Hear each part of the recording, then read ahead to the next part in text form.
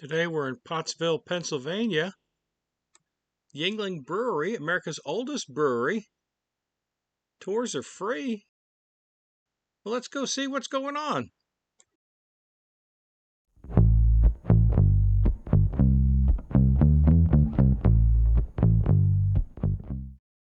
Let's go have a good tour. All right, we're going on a tour.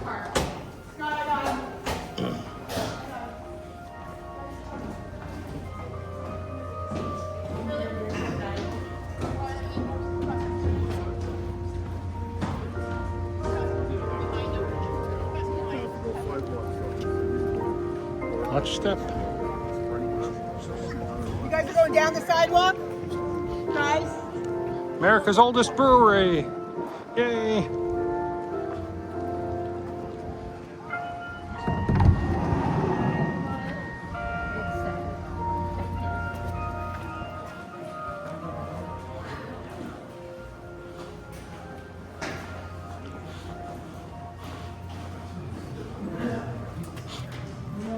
Wow, look at this. Haha.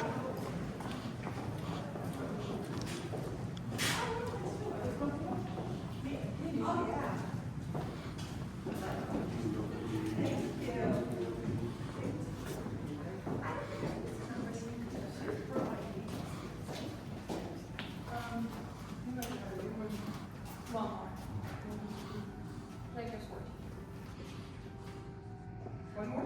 Yeah. Yeah, there were people after, but they're still waiting. Okay, that's fine. Maybe I just got it wrong. All right, hello everyone. Hi. All right, let's try that again. It's Saturday, let's be a little more cheerful. It's also long weekend.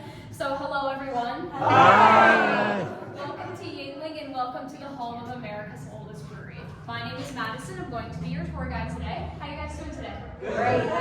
All right, I'm just going to do a quick sweep of the room, find out where everybody's from. I'm going to start with you two here. All right, how about you guys? New Braunfels, Texas. Very nice. How about you guys? Lancaster. Lancaster, how about you guys? Well, Frackville. Frackville? Hey, I'm from Pottsville, so nothing too special. How about you guys? We're from Lexington Park, Maryland. Awesome. Where are you guys from? Pottsville. Me too. Awesome. All right. And where are you guys from? Colorado. Very nice. All right, just a couple things before we get started. If you'd like to take any photos, videos, any flash photography, that's all perfectly fine with me.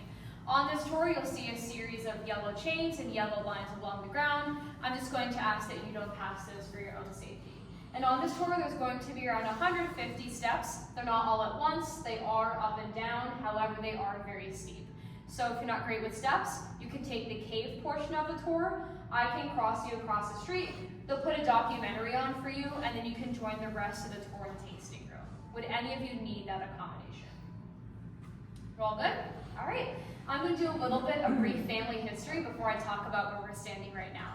So our founder, David Gottlieb Yuengling, came on the boat from Altingen, Germany when he was just 19 years old, and he actually came to Philadelphia. But he wanted to find a city that has a rich history of German culture to start his business, so he chose Pottsville. We were at this set location originally. We were actually where our city hall building now stands, which is just right down the road from us, and that was called our Eagle Brewery. The Eagle Brewery burned to the ground in 1831, just 2 years in, due to a series of fires, so he decided to move here for two reasons. The first reason being our lovely cave space.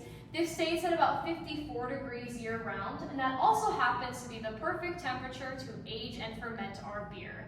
So this is to rely on our caves, our press tanks, which did just that. It's something that we like to call natural refrigeration.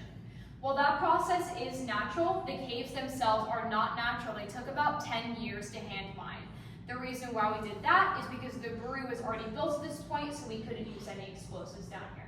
The second reason being that we're located on a mountain called Sharp Mountain. Sharp Mountain provided a very constant flow of spring water, and that's what we use to make our beer with at a time. We don't use that water anymore, and I'll explain why once we head back there. We now use Schuylkill County Municipal Authority water, but it's still treated like spring water.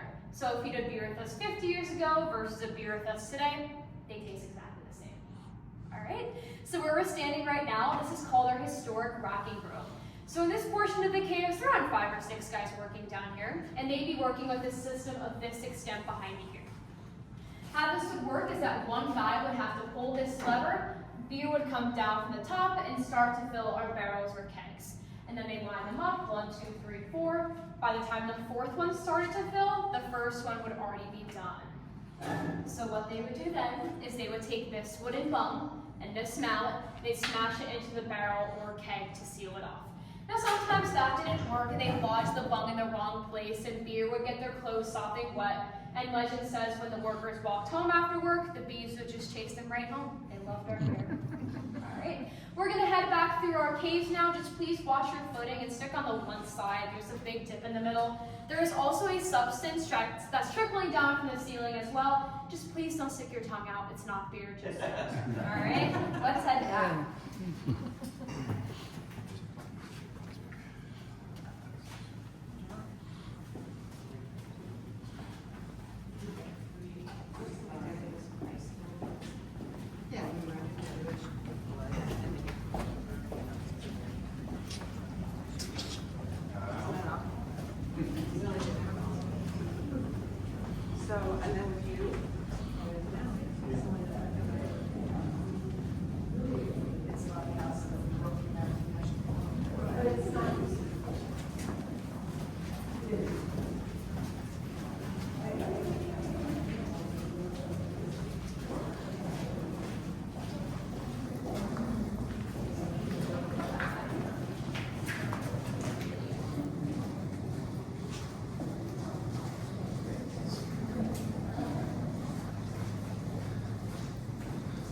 Had no idea that these caves were under here. This is great.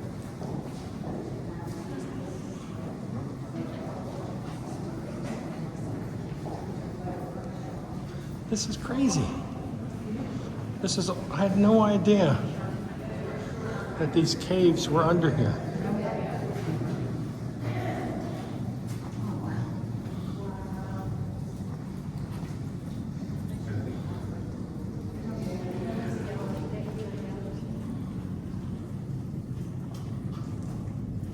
Alright, so I'm just going to talk about 2 more things out here before we head out of our caves. The first of that is going to be this brick wall right here.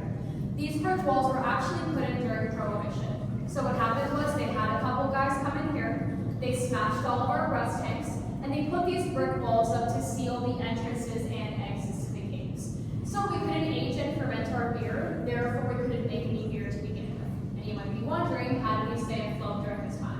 Yuengling actually found 3 sources of revenue during Prohibition. The first one is going to be our Jubo beer, which has less than 1% of alcohol in it. That was still legal to make and consume at the time. The second is going to be our porter beer, which we still do make today, but also has a medicinal purpose. It is very highly concentrated in iron. So if you were anemic, or if you were a nursing mother, you could actually go to your doctor, get a strip of porter, head to your pharmacist, pick up a 6-pack of porter, and that's how you got your beer during Prohibition, which means everyone was either anemic or a nursing mother at the time, right? Alright. And the last reason is going to be our ice cream parlor. Yes, we did have ice cream at a time, up until around 1985. Where the gift shop stands now, that was the ice cream parlor up until about that time.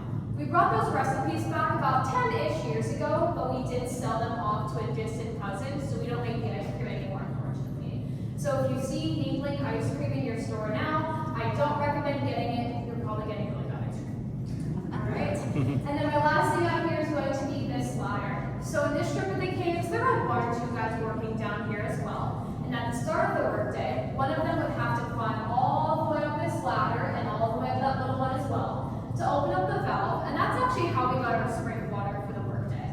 If you look below my feet right here, you can see this is what's left of the spring water from the mountain. It's just a constant flow from the mountain. We don't really see it stopping anytime soon, but obviously, as you can tell, it's not enough to meet for our supply and demand purposes anymore. And then at the end of the day, the other guy would go back up, shutting the valve and holding off the spring water for the next day's work. Cool? Alright, we're gonna head out, stick on the left-hand side, and again, just watch your footing. I'm gonna walk and talk about 2 things as we head out.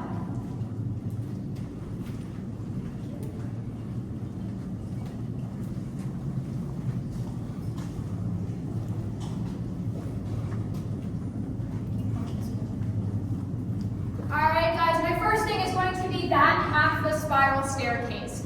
This is how the guys working down in the caves were able to get up to the bottle shop really efficiently, rather than having to go all the way around their brewery and all the way back down.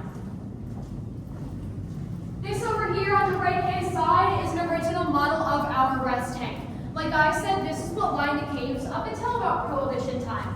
These held about 20 barrels of beer. Our more modern ones can hold anywhere from 900 to 2,000 barrels of beer, so they're pretty big.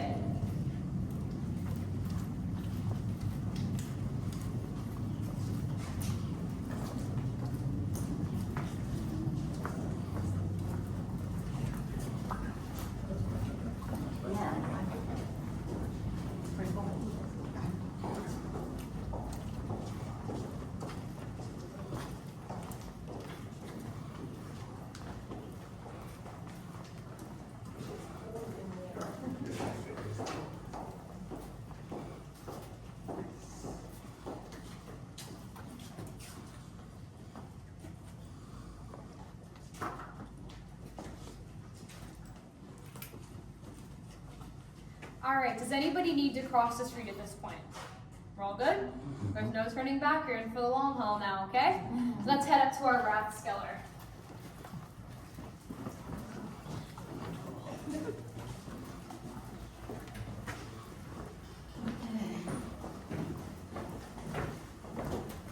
you say 150? Around, yeah.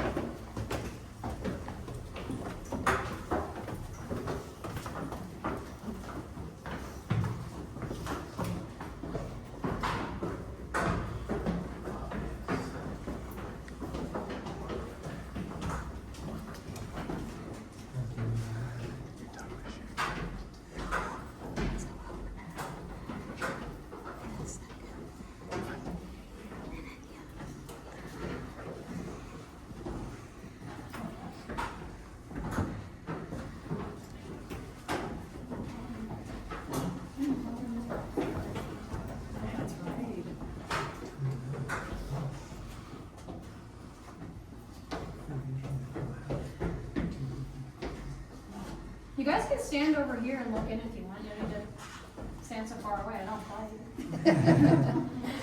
you. All right, everybody. This is our Rathskeller. Sorry. Unfortunately, it is locked on the weekend. So if you want to come back on a weekday, take the tour, you get to go inside and see it. But I'm just going to talk about it and stand out here. You're more than welcome to look in as I'm talking about it here. So Rathskeller is a German word that means council room or gathering room.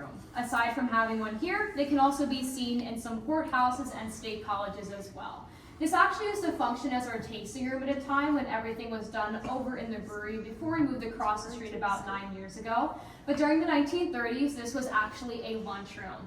So the lunch bell would go off around 11:30. All the guys would come in here, they'd have their lunch, and they could go back to work at 12. Now, if you can see in the Rathskeller, there is a full-blown bar in there. So the guys were allowed to drink on the job. They could get however much beer they wanted completely on the house. But OSHA kind of came in and shut that down in the 90s. OSHA sucks, right? I love this room for so many reasons, but if you look straight back, if that window were to be open, you would get an amazing view of a brick wall. So that's actually the wall to St. Pat's Church. They were the first building on the block, we were the second. We built around 6 to 8 inches away from them, so if you reach your hand through that window, you could actually touch the wall of the church. I'm not quite sure why we built that close though. There weren't a lot of building regulations in the 1830s, but I classically like to call that America's first confession booth. So. Alright. Just some other smaller things out here before we head out. First thing is going to be this gray door and that red door over there. These are both fire doors. As I mentioned at the start of our tour, our Eagle Brewery burned to the ground in 1831. So when we moved here, our founder wanted to put these in to kind of prevent that from happening again. How this would work. It wouldn't have to burn exactly, it would just have to at least get to a hot enough temperature. For this little piece of metal right here, this is called a fusible link. That would have to melt, dropping the weights on the other side, closing the door, preserving the fire, and saving the beer. All right, next thing is right behind you guys here. So the guy on the right-hand side in the red polo sitting down in our brew kettle, he encompasses our 5th generation here, Yuengling, and our current owner, Mr. Richard Yuengling Jr. You guys probably better know him as Dick. And the 4 lovely ladies standing with him will encompass the 6th generation here at Yuengling. Those are his 4 daughters. I'm not quite sure when they're fully taking over the business. Mr. Yuengling is 82, he's still chugging, and he's not going to be stopping anytime soon.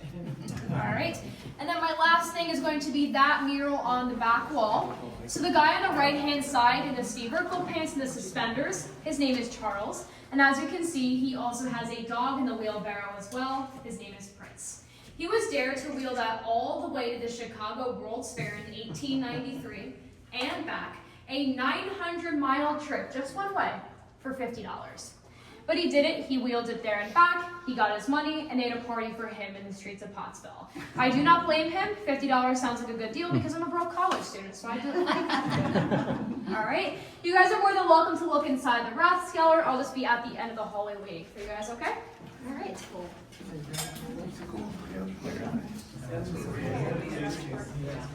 Oh, wow, look at that.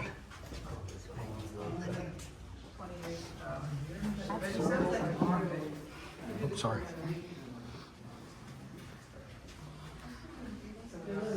There's the doggy. All right, let's go. Look, there's another fire door. Look at this.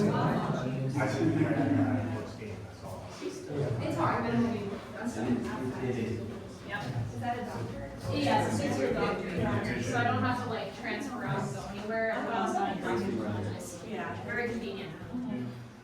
All right, guys, we're gonna head up to our brew house. Just please be very careful of the steps as you're going up. They're gonna be pretty steep. Okay. And I, for one, have a promise you don't have to see booths today. Names. I'm a Penn State fan, so Notre Dame, I still love them.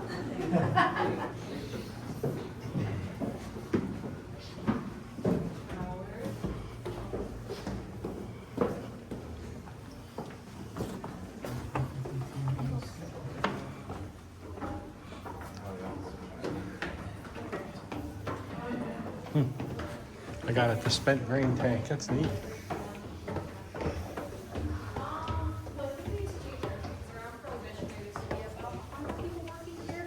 That room cannot fit 100 people, so they probably take turns first shift probably 11:30, but now there's about 30 people. Everything's automated now, so we don't need as many people working here as we used to. So yeah. They eat lunch elsewhere now. That's kind of like a Right, well, yeah. off limits room as of now, but During the day, that must be a nice place. yep, pretty much.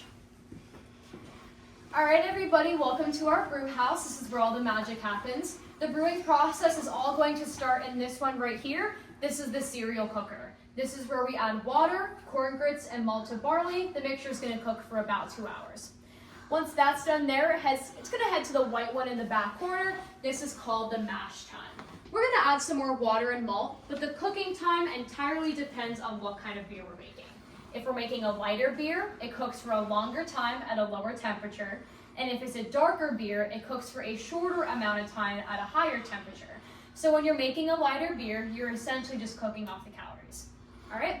When that's done there, it's going to head to this gray one right here. This is called the lauter ton. The lauter ton separates the wort, W-O-R-T, from the spent grain. Wort at this point will kind of taste like sugar water. That's what's going to go through the rest of our brewing process. The spent grain gets filtered, dumped into our spent grain tank downstairs, and it is being put to good use. We actually have a farmer that comes here once a day. He picks it up and he likes to feed it to his livestock. So I like to say California doesn't have the happiest cows, but we have the happiest cows. All right. Any questions thus far? Are we all good? Are you brewing this now? No, we only brew on the weekdays, so it's pretty quiet on a Saturday. So, anything else? All good? Let me know if you need anything. We're gonna head this way.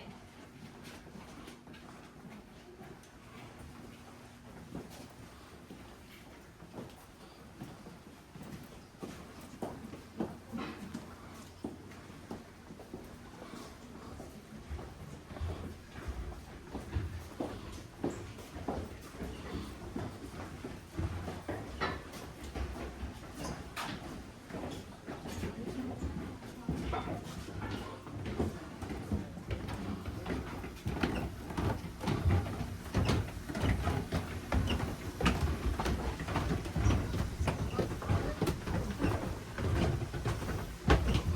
hardly ever leaving today.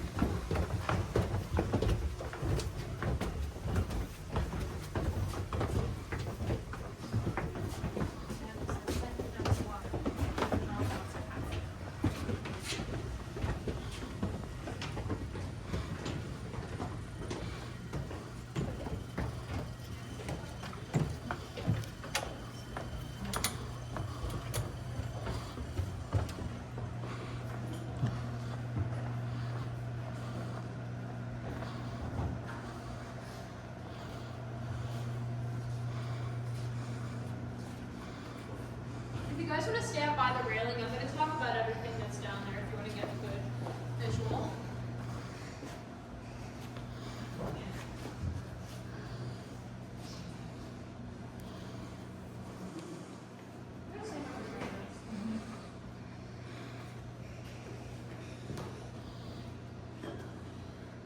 Alright everybody, this is our brew kettle. This is the next step in the brewing process. This is where we add the hops to the beer to give it a little bit of that bitter flavor and aroma. So right now it's made of stainless steel, but a couple years back it was actually made of pure copper. And for my people in the front, if you want to crouch down a little bit, look right above your heads right up here, you can see that there's a stained glass ceiling put in place. When this brew kettle was made of pure copper, sometimes on really hot summer days, the sunlight's reflection was so strong off the copper brew kettle that the workers working down there couldn't see a thing. So the solution was to put in a stained glass ceiling, hindering a little bit of that sunlight, and the workers were able to see again. All right, my last three things are going to be these murals. All three of these were done by Vince Casanelli. He's a painter from Berwick, Pennsylvania. I'm going to start with the one all the way over on the left-hand side. This is a depiction of our original crafters. They actually used to hand make our wooden barrels at a time, and he actually put himself in the mural as well. He's the one on the right-hand side sitting down with the red suspenders. This one right here, these very angry ladies with a very smug look on their faces, these are our bottle washers. Obviously, by the name, they wash bottles, but they also sorted things in the brewery as well for us. And this is my personal favorite, this super happy dude. His name is Happy Man. Happy Man is holding our winter beer. Winter beer was actually trucked down to the White House the day Prohibition was lifted. It was essentially a thank you gift from Yuengling to the White House, and now we could go about making our beer again. Now, the brewing process takes about 28 days to go through, so if you do the math, it was brewed during Prohibition. We'll just slide it under the rug. It's fine, all good.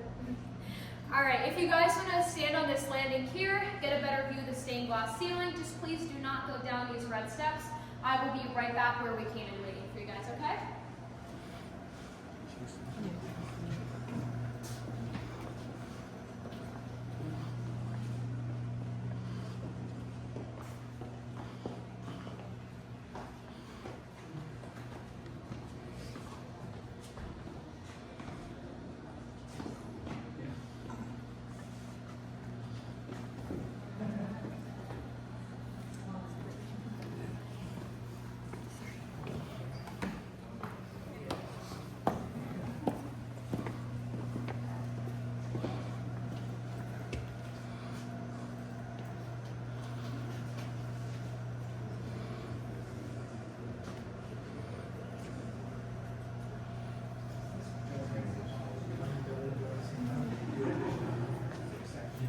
It's really neat, isn't it? Built in 1829.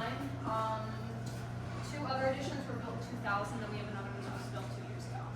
But they're pretty much all over the place as of right now because they need to cover 29 states now. So, yeah. All right, we all good? All right, we're gonna head out this way, guys. You see the door closes by gravity. Yeah. When the thing that holds the rope burns through, the door just goes downhill and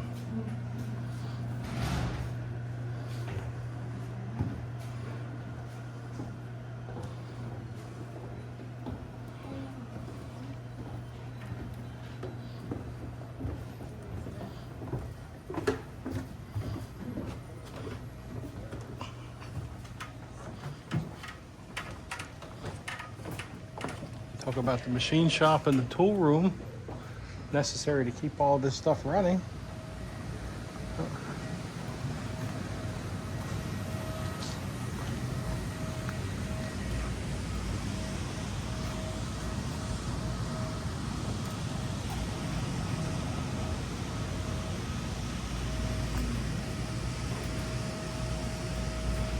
Alright everybody, this is our government cellar. A lot of people think there's government men working behind here for some reason. There's not. It's just a bunch of gauges and meters, and this is where we tax the beer by the barrel. The federal government taxes us about $18 on a barrel of beer, plus an additional $2.48 for a state government. So making a whopping grand total of $20.48 worth of tax on one barrel of beer. Alright, we're gonna head up this way.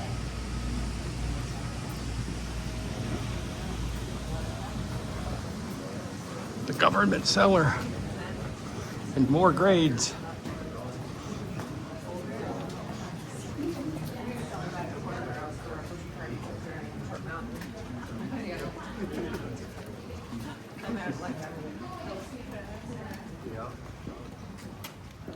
These inclines are unreal.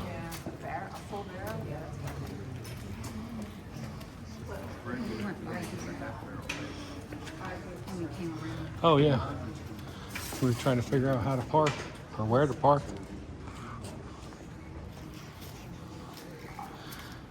And more steps or more grade.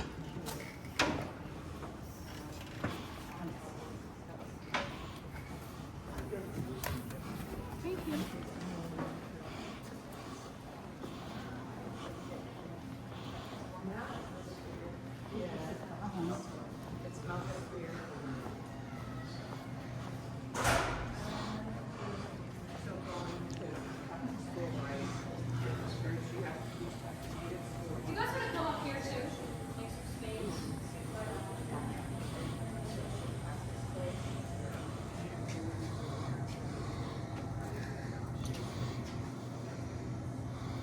Alright everybody, welcome to our bottle shop. The name bottle shop is kind of contradictory because we don't really make bottles at this facility anymore. We make almost 100% cans here. We do, however, make our bottles at our other facilities. Yuengling has 4 plants in total. Obviously the first one's here. The second one is about 2 miles across town in a place called Mill Creek. That is the largest plant out of the 4 that we do have. They make about 55% of our total beer. South of us in Tampa, Florida is our other larger plant. And then we have another one around the same size as this one in Fort Worth, Texas as well. Alright, unfortunately we are not running today. We only run Monday through Friday. So if you want to come back on a weekday, you get to see this whole production line happening. It is very cool. I'm just going to run you through the process really quickly. So what you would be seeing is empty cans coming down with the lid off from this chute from the top ceiling. And their first stop is going to be the filler. That's the one on the right hand side. The filler, obviously this is where we fill the cans with our beer, and it fills almost 1,000 cans per minute, so it does spin very fast. From there, the cans move directly to the crimper. That's where we crimp that lid on the can. From there, the cans will move through this chute in front of you guys here, all the way through our X-ray station. We have this here to check if there's any unwanted products in the can, or if the can is overfilled or underfilled. If that's the case, we just throw it away. Next place we'll head is the pasteurizer. You'll pass it on the way out. It's in the back left corner when you pass it. We're going to cook the cans for about 45 minutes at about 140 degrees to kill off those microbes and bacteria. This is also what makes draft beer different from canned and bottled beer. Draft beer is not pasteurized. Canned and bottled beer is pasteurized. It lasts a lot longer and it has a little bit of a different taste to it. And then the last thing that happens is that we case the cans up. At this facility, we make about 30,000 cases a day, and then from there, they head across the street into our warehouse, the big red building across the street. They'll sit there for a couple of days, and then they'll head out on the truck to your distributor. Normally, you wouldn't see a ton of guys working in here. At this facility, we have about 30 employees, and across all of our branches, it's around 400 employees. So in lieu of that retrospectively small number, we have a lot of machines and robotic arms that do the work for us now. All right, any questions here? All good?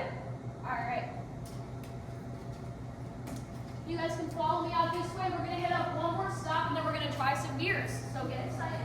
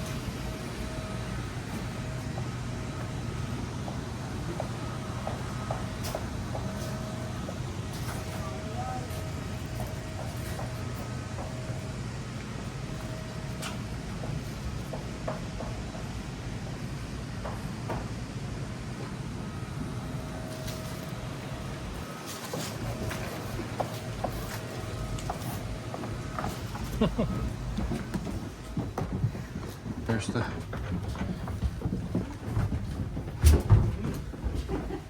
watch your head.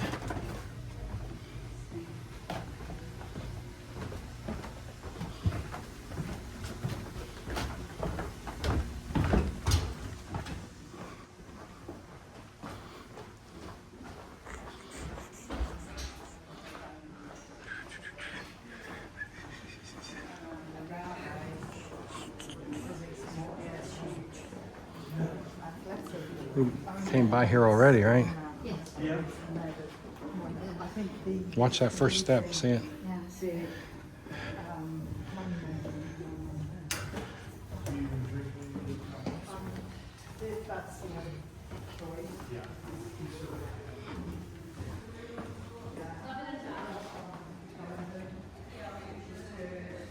Oh, no, I'm just calling for the weekend for, but I do.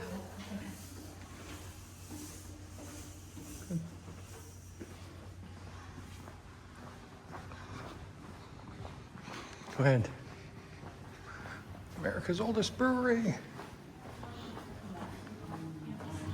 I'm in Silver. Did you go? Nice. Graduated in 06, so. Oh, awesome. Long time ago. One of the other workers here at Southeast is the big tall guy, Scott. So he graduated like 1979, so long before. But it's okay. It's a thought that counts. Yes. All right, guys. Just one more piece of information for you. So this table right here is the original table that we use, that we handcrafted our wooden barrels on. And right back there, that black machine is actually what we use to cut the barrels with as well. And for my final crappy joke of the day, I like to call this America's first beer pong table. So, all right, is everybody's favorite portion of the tour? That is the beer portion. I'm going to give you a quick rundown before we head across the street into our tasting room.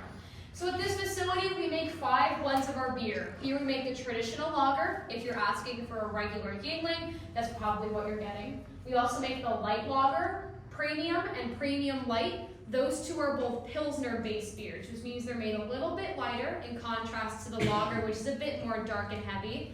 And we also make the Flight as well. Flight is our ultralight beer, very low in calories and carbs, bit of a higher ABV in comparison to some of the other lighter beers that we have. We also make the Porter and the Lord Chesterfield Ale. Those two are the 2 oldest blends that we have here at Yuengling, dating back since 1829. Porter is our darkest beer. It's kind of similar to a stout. Lord Chesterfield Ale is our hoppiest beer. It's the closest thing that we have to an IPA. If I mix half of the porter, half of the chetty, I'm making something called a coal miner. If I make 60% of the porter, 40% of the premium, I'm making something called a black and tan. That is the exact mix that's in the bottle from the gift shop. We also make the Golden Pilsner. That one's kind of similar to the premium in the way that it's made. This was just a little bit more hoppy and it has a bit of a floral aroma to it. And we also make our Bongo Fizz, which is our mango flavored beer. It is pretty sweet, so a lot of people like to cut it with half of our Flight and then call it a flamenco. So, very unique. So those are our regular beers. We also have a specialty beer right now that is our coffee porter. It is literally porter with coffee, and yes, there is caffeine in it, so don't drink too much, otherwise you'll be buzzing around for the rest of the day. We do not sell that anywhere. That is only sold on draft in that tasting room across the street. We get those specialty beers in limited portions. We only have it for a couple weeks, so if you want to try it, if you're interested, I definitely recommend trying that. Yes? The cans, how do they get loaded onto the conveyor to start the process? Is there a person taking them off the skid? And one by one? So there's a person upstairs and there's like a huge funnel and they load them in and just kind of file down to a one-by-one thing that you write down. Yeah. All right. You guys get 2 free samples of beer. If you'd like to purchase a pint, it's going to be $3. Coffee porter price are going to be $5. We also sell growlers in the refrigerator. Those are going to be $10 by itself. A fill for regular beer is going to be $9. Coffee porter fills are going to be $15. If you know anything about growlers, I recommend keeping it in a cold place. It is draft beer. It will go bad at room temperature after like 2 hours or so. So if you have a cool in your car, that's going to be the best way to take it home. And once you open it for the first time, it's going to last about 2 days. It has a very short shelf life. All right. Is that everything? Any questions, comments, concerns? Are you making any NAB yet? What's that? Are you making any non-alcoholic beer yet? No. Okay. No. We do have birch beer though, in the tasting room. It's not ours, we get it from a separate company, but Okay. it's just kind of like root beer soda. It's just for, if you don't like beer, you can try that. But we are not making any as of right now. What about the Hershey's Porter, is that gone? Yeah, it is. I'm so sorry. Yeah. That was so good. Yeah. No, it was a popular one. We had that, didn't we? Is that just an annual run or? The just- Hershey Porter? Yes. Yes, that was a seasonal around like December-ish, but we're discontinuing that. It's So. not gonna be No. anymore. Oh, no. That's sad. Yeah, I'm sorry. So the restaurant near us had black and tan vanilla. Yes, that is also part of like the specialty series, but that is like months gone, so we have not brought that back in a while.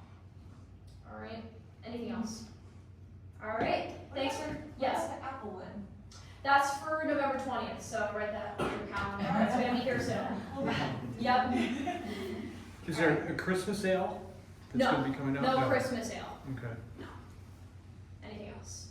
Beer questions, we're all good? All right, if you think of anything else, ask me questions at the bar. We're gonna head over, get some free beer. Thanks for coming on this bar. Yeah, thank you. Thank you. Great. If I could just get the last person out to close this, I'd very much appreciate that. This is awesome. This was, Yeah, very informative. She did an excellent job, I thought. Look at that. There's that machine. Cut the barrels. Cut the barrels. There's the table. You're good for something like that. And then another hill. It used to be a street, my wife says. These streets are unreal. Oh, this is, we came down, did we come down the street? No, we didn't. No. Watch, there's a step at the end. Yes, we did. Because that's our car's parked down there, we did, because she had Oh, the okay. stop sign. Oh, shoot. Watch Just out. right down that way, guys. Oh, yeah, thanks. What was the fire truck earlier? Our mayor recently passed away, so that was a funeral. Oh no. Yep.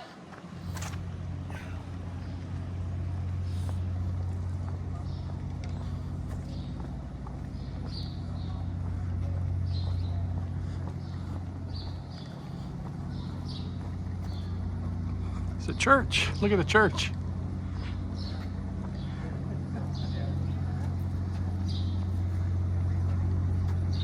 The sun is out. Great looking church.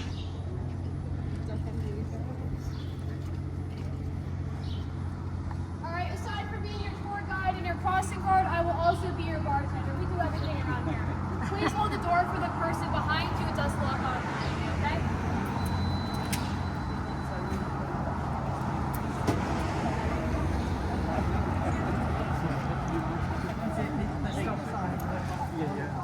Very warm for early November, huh? Extremely warm.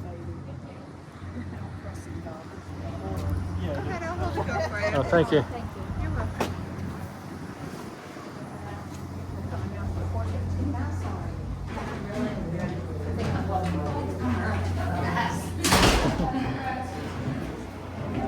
And more steps. Look at the tile work on the side of the steps there. And I remember we used to leave church, come over here and get an ice cream on Saturday. Oh, how fun. Great memories.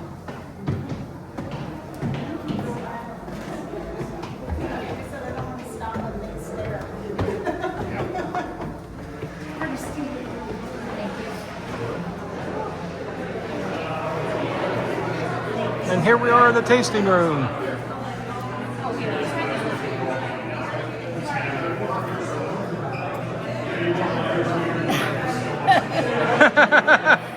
That's crazy. Yes, I did. Okay, here's the tasting room. We're going to have some beers now. Well, we tried a couple different kind of beers, and Robin got some stuff. I think she got a shirt and maybe another beer to try. So, I'm John. This has been Out of Order Garage. Thanks for watching, folks. If you're ever in Pennsylvania up here, come tour the Yuengling Brewery. It's a must-do. But for those that weren't able to, this video should be a good alternative to that. Thanks a lot, folks.